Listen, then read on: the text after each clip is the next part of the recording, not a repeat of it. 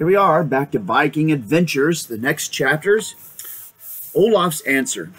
In the morning, Gorm was ready to go. Olaf and Sigurd went with him to the gate. He shook their hands and rode away. Sigurd asked, "Will he come again before he sails?"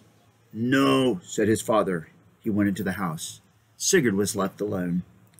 He began to walk. He did not know where he was going, but he kept on until he came to the sea.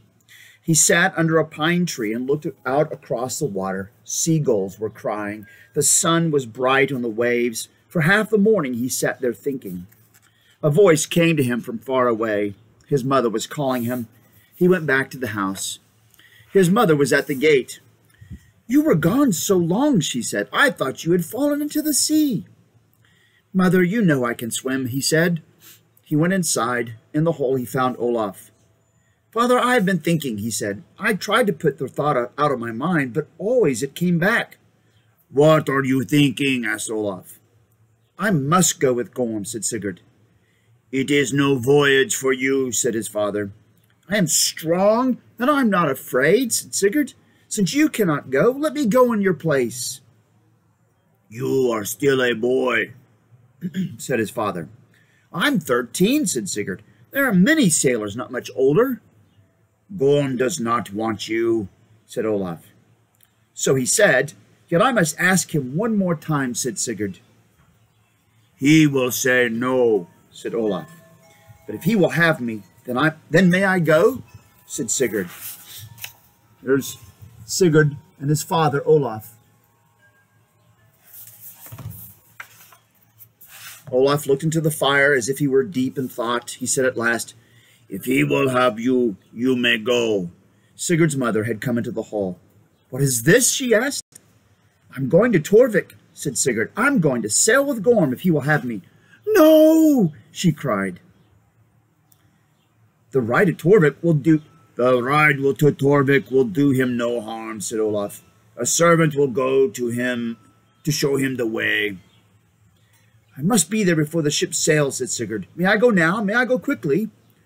"When you wish," said his father. Sigurd ran up to the loft. He opened the chest by his bed. He took out his better clothes and put them on. When he went downstairs, there were 2 horses at the door. One was his pony. The other was for the servant who was to ride with him. Sigurd's sisters were excited. "Even if Gorm sends you home," said Helga, "going to Torvik will be an adventure."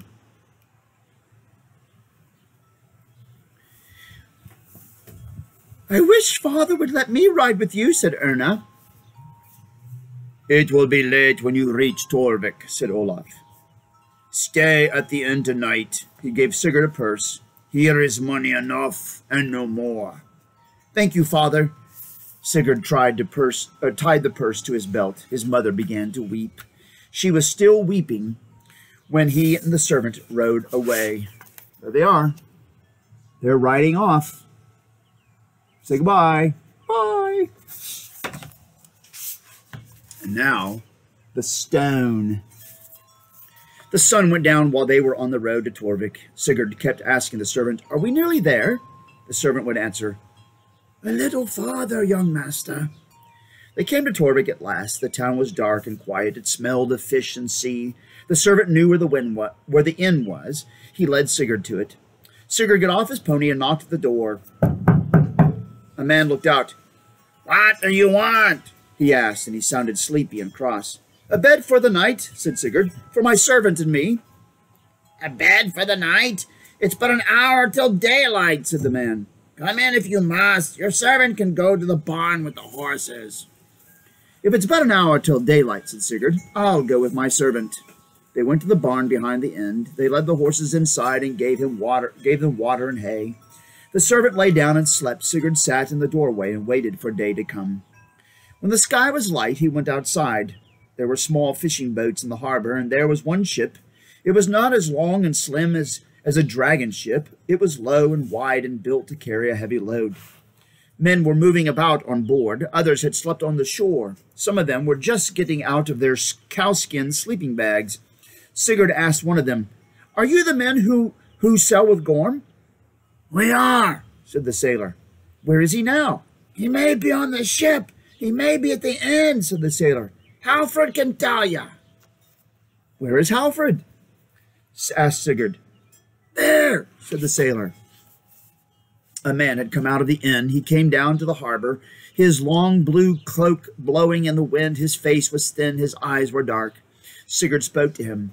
"Will you tell me where I may find Gorm?" The man looked Sigurd up and down. "I must see him before he sails." "Why?" asked the man. "Because," Sigurd said, "I wanted—" "Speak," said the man. "I wanted to sail with him," said Sigurd. "You? On this voyage?" said Halfred. "There's no place on my ship for a boy." He walked away. Sigurd ran after him. "May I have a chance?" Halfred looked at him and laughed. It was a short laugh like the bark of a dog. "So you want a chance? I'll give you a chance. Go and lift the test stone." Sigurd stared at him. "Quick," said Halfred. "Go and lift it."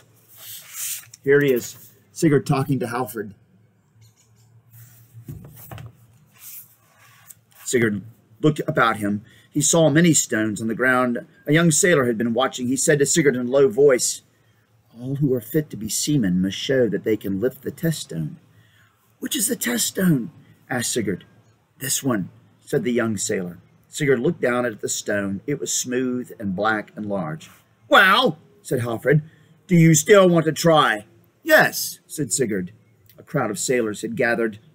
Sigurd threw off his cloak. He bent down. He put his hands under the stone and tried to lift it. The stone did not move. He set his feet far apart. Again he lifted. The stone moved a little. He closed his eyes. Slowly, with all his strength, he raised the stone. He raised it as high as his knees. He held it there a moment, then he let it fall. Some of the men broke into a cheer. One said, "Well done, son of Olaf!" It was Gorm, standing with the others. Sigurd had not known he was there. Gorm asked, "Does your father know you are here?" "Yes," said Sigurd. "He says I may sail with you if you have me." We have our men," said Halfred. Look, here's Sigurd lifting the stone. Oh, my back hurts just looking at that picture. "Surely we could use one more man to row," said Gorm. "A man, yes," said Halfred. "Not this boy." Yet you told him to take the test," said Gorm. "I only thought to teach him a lesson," said Halfred. "I didn't think he could lift the stone." "No more did I," said Gorm. "Yet he did lift it." "This boy is too bold," said Halfred. "There is a look on his face that does not please me." "He has the face of his father, who is my friend," said Gorm. "I say he shall go with us." "And I'm captain." "Oh, the ship is mine," said Halfred. "And I am captain," said Gorm. "You chose me for so yourself, and even the man who owns the ship does not speak above the captain." Halfred's face was dark with anger, but he said no more. Gorm smiled at Sigurd. "I am glad you did not wait. We sail tomorrow." Sigurd said, "Thank you." He spoke quietly, but he wanted to shout. He wanted to sing over and over. He said to himself, I'm going. There we go. That's it for today. Viking adventure. All right, see you tomorrow. Bye-bye.